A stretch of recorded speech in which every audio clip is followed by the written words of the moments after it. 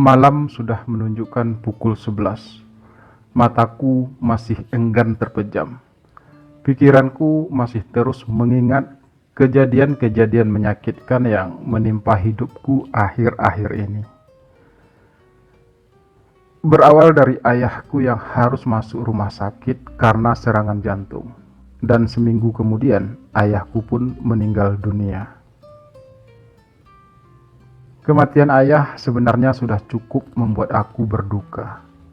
Ditambah pula, selama ayah dirawat di rumah sakit, ibuku harus meminjam uang kepada rentenir untuk biaya berobat ayah. Kini hutang itu harus segera kami lunasi. Sementara kami sudah tidak punya uang lagi. Ibuku hanya seorang pedagang sayur keliling yang pendapatannya tidak seberapa. Dulu saya masih hidup, ayahku hanya seorang buruh bangunan. Kehidupan kami secara ekonomi sejak dulu memang hanya pas-pasan. Kedua adik-adikku masih kecil-kecil dan masih butuh biaya banyak untuk sekolah mereka. Sementara aku baru saja lulus SMA sekitar 6 bulan yang lalu. Aku tidak bisa kuliah karena mengingat keadaan ekonomi keluarga kami yang tidak memungkinkan untuk aku bisa kuliah. Kini setelah ayah meninggal, kehidupan kami semakin berantakan. Ditambah lagi kami harus melunasi hutang kepada rentenir yang hampir setiap hari datang menagih ke rumah. Aku merasa hidupku benar-benar kacau.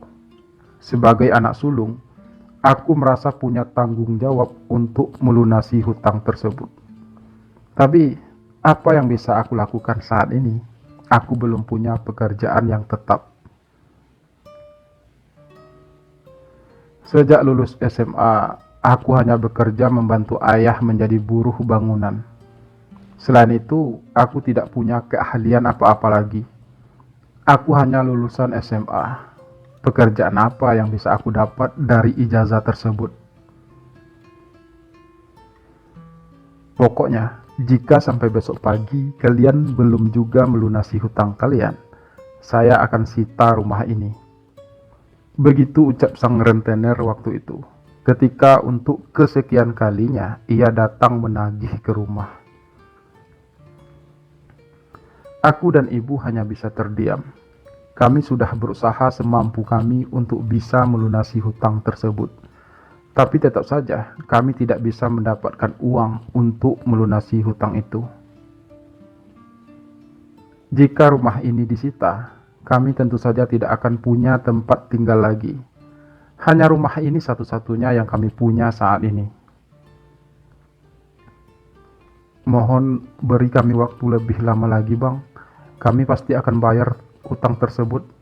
Tapi mohon beri kami waktu lagi. Ucapku akhirnya dengan suara berat. Ini sudah 2 bulan loh sejak ayah kamu meninggal. Bukankah perjanjiannya hanya sampai sebulan? Jadi sekarang sudah tidak ada waktu lagi. Kalian bayar besok pagi atau rumah ini saya sita. Suara rentenir itu sengit. Tapi bang, apa nggak ada cara lain? Tanyaku terbata. Cara lain? Maksud kamu? Rentenir itu balik bertanya. Ya, cara lain bang. Aku akan melakukan apa saja untuk bisa melunasi hutang tersebut. Tapi saat ini, kami benar-benar tidak punya uang. Kami juga tidak ingin rumah ini disita. Rumah ini satu-satunya yang kami punya saat ini. Balasku terdengar sedikit menghibah. Kali ini si rentenir menatapku dengan tatapan yang tidak aku mengerti. Lelaki yang kuperkirakan sudah berusia 40 tahun lebih itu menatapku dari ujung kaki sampai ke ujung rambut. Ia memperhatikanku dengan seksama. Oke, Akan saya pertimbangkan hal tersebut.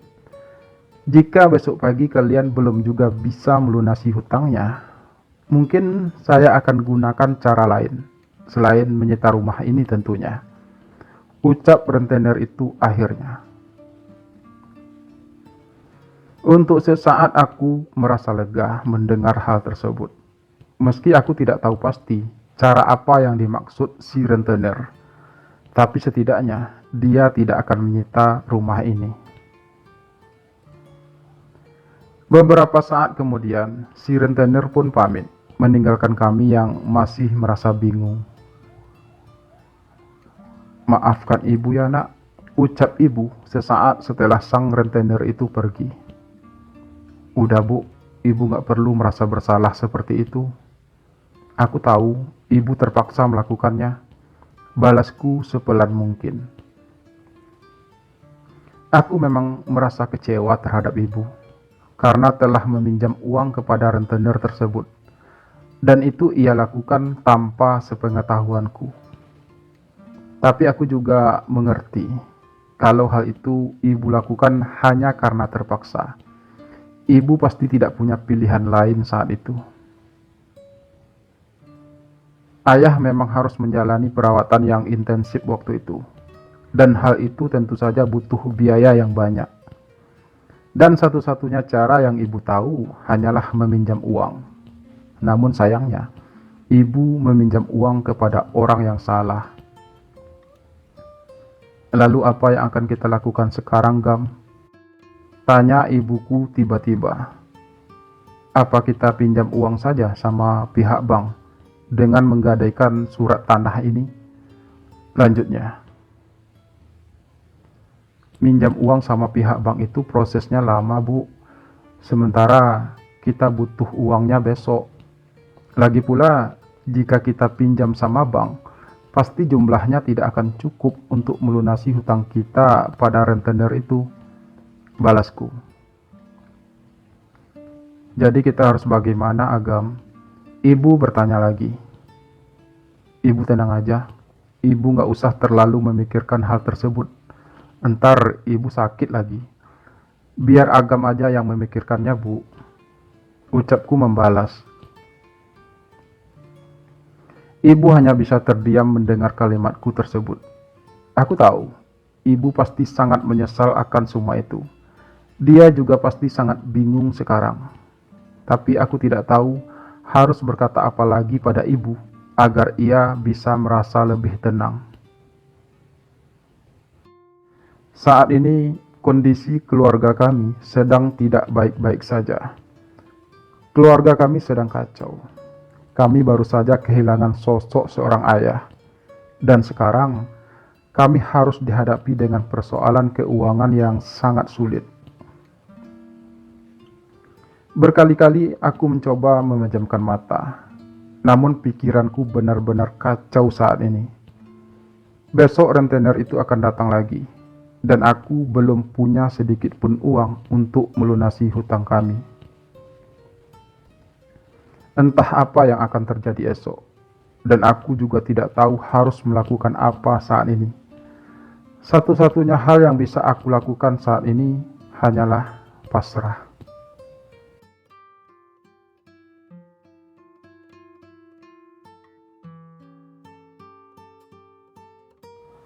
Jadi gimana? Kalian sudah punya uangnya? Tanya rentenir itu tajam. Saat keesokan harinya ia datang lagi. Maaf bang, kami belum dapat uangnya. Balasku terdengar pasrah. Oke, sesuai janji kamu, kalau kamu akan melakukan apa saja untuk bisa melunasi hutang tersebut. Jadi sekarang kamu ikut saya. Ucap si rentenir lagi. Saya mau dibawa kemana? Tanyaku ragu. Udah, kamu ikut aja. Atau kamu mau saya sita rumah ini sekarang? Balas si rentenir. Baiklah bang, ucapku benar-benar pasrah. Tolong jangan bawa anak saya, lebih baik bawa saya aja. Ucap ibuku tiba-tiba dengan nada memohon. Saya gak butuh kamu. Saya hanya butuh anakmu ini, balas si rentenir kasar. Ibu tenang aja ya, ucapku pelan. Agam pasti bisa mengatasi hal ini. Ibu tunggu aja di rumah, lanjutku. Tapi nak, sela ibu, ini semua salah ibu. Jadi ibu yang harus bertanggung jawab, lanjutnya. Udah, nggak usah banyak drama kalian. Sekarang kamu mau ikut saya atau rumah ini saya sita? Potong si rentenir masih dengan nada kasar. Saya akan ikut abang, balasku cepat. Dan ibu pun tidak bisa berkata apa-apa lagi. Dia hanya bisa menangis melihat kepergianku bersama si rentenir. Sementara perasaanku sendiri mulai merasa tidak nyaman. Entah kemana si rentenir ini akan membawaku. Entah apa yang akan dilakukannya padaku. Namun aku memang sudah tidak punya pilihan lain saat ini selain mengikuti kemauan sang rentenir.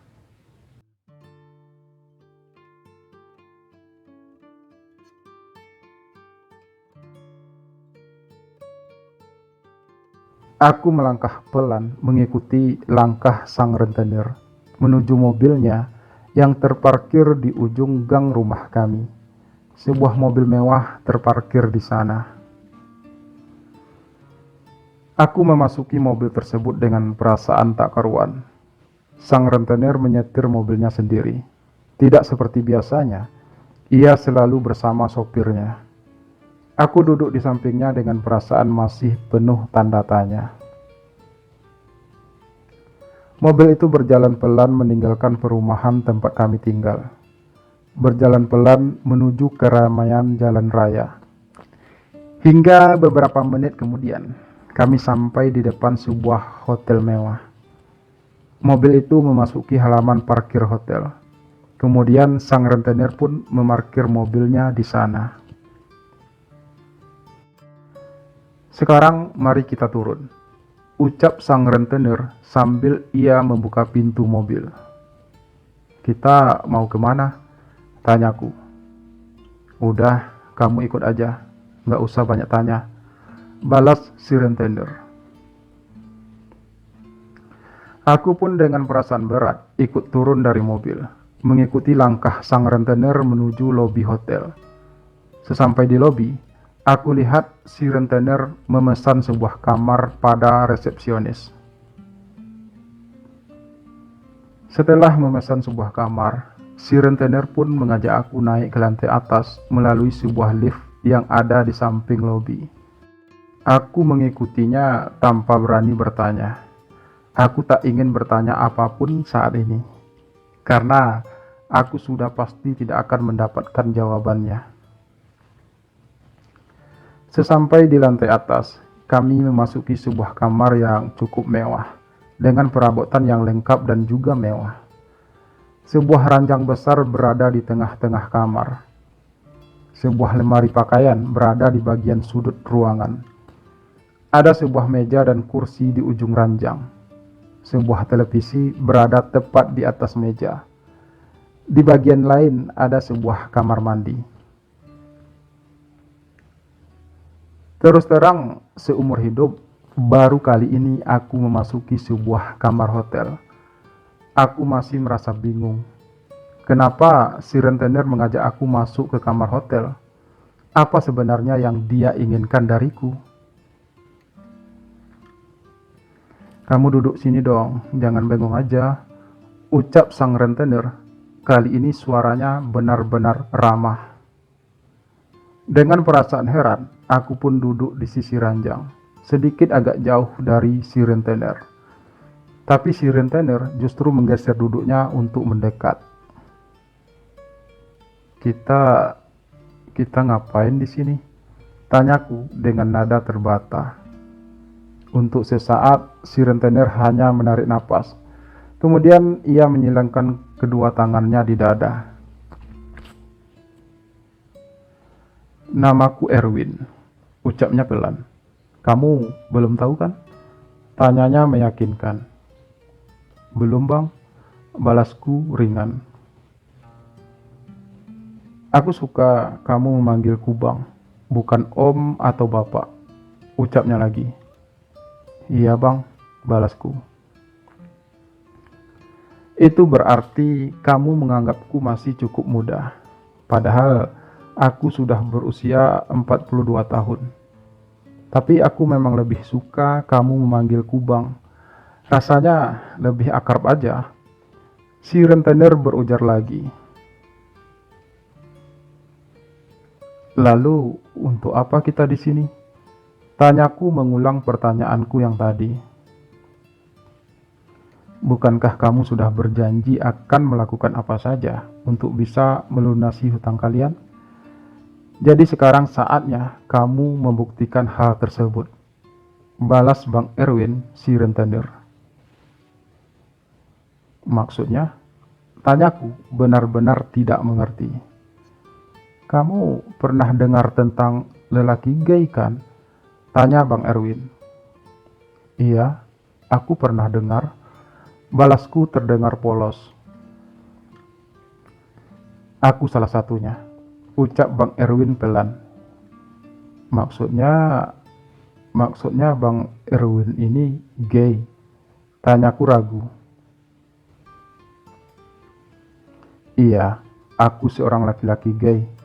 Balas Bang Erwin lugas. Dan jujur, aku suka melihat kamu. Secara fisik, kamu cukup menarik. Kamu tampan dan juga cukup atletis. Jadi, aku suka sama kamu, Agam. Aku sangat menginginkan kamu. Lanjutnya lagi. Tiba-tiba aku merasa mual. Aku merasa geli seketika. Aku memang pernah mendengar cerita-cerita tentang dunia gay. Namun selama ini, aku tidak terlalu peduli akan hal tersebut. Karena itu memang bukan urusanku. Namun sekarang, jadi apa kamu mau? Tanya Bang Erwin selanjutnya. Aku nggak bisa Bang. Aku bukan homo. Balasku terbata. Iya, aku tahu. Tapi sekarang ini, emang kamu punya pilihan lain selain mengikuti keinginanku? Ucap Bang Erwin terdengar tegas. Aku terdiam. Bang Erwin benar. Aku memang tidak punya pilihan lain saat ini. Tapi jika aku mengikuti keinginan Bang Erwin sekarang, apa itu berarti hutangku akan lunas semuanya? Tanyaku akhirnya. Hutang ibumu sangat banyak, jadi nggak bisa langsung lunas hanya dengan kamu mengikuti keinginanku kali ini. Balas Bang Erwin. Jadi, aku harus bagaimana agar semua hutangku lunas? Tanyaku kemudian. Dengan kamu mengikuti keinginanku sekarang, bukan berarti hutang kamu lunas ataupun berkurang. Itu hanya untuk memperpanjang jangka waktu pinjaman kamu, bukan untuk melunasi hutang kamu. Balas Bang Erwin tegas. Dasar rentenir, makiku dalam hati. Jadi kamu tetap harus mencari uang untuk melunasi semua hutang kalian. Sementara kamu belum mendapatkan uang untuk melunasi hutang tersebut, kamu harus tetap mengikuti keinginanku kapanpun aku membutuhkan kamu, hingga kamu bisa melunasi semua hutangmu itu. Ucap Bang Erwin lagi menjelaskan. Dan satu hal lagi, kamu jangan coba-coba menceritakan hal ini kepada siapapun, karena akibatnya akan sangat fatal bagi kamu dan keluargamu. Lanjutnya lagi sedikit mengancam. Dan kali ini aku kembali terdiam. Sungguh tidak aku sangka sama sekali kalau Bang Erwin akan melakukan semua ini terhadapku. Namun sekali lagi, aku memang tidak punya pilihan lain selain mengikuti semua keinginan Bang Erwin. Setidaknya aku jadi punya banyak waktu untuk bisa mencari uang untuk melunasi hutang kami padanya.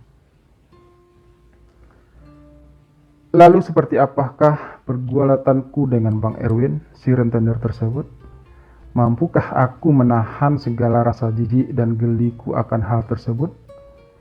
Dan seperti apa pulakah kelanjutan kisahku bersama Bang Erwin? Mampukah aku melunasi semua hutangku? Ataukah aku akan selamanya terjebak dalam permainan indah Bang Erwin? Simak kelanjutan kisah ini di channel ini ya, atau bisa langsung klik linknya di deskripsi video ini.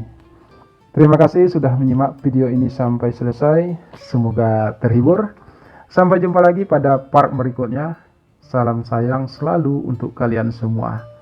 Mwah.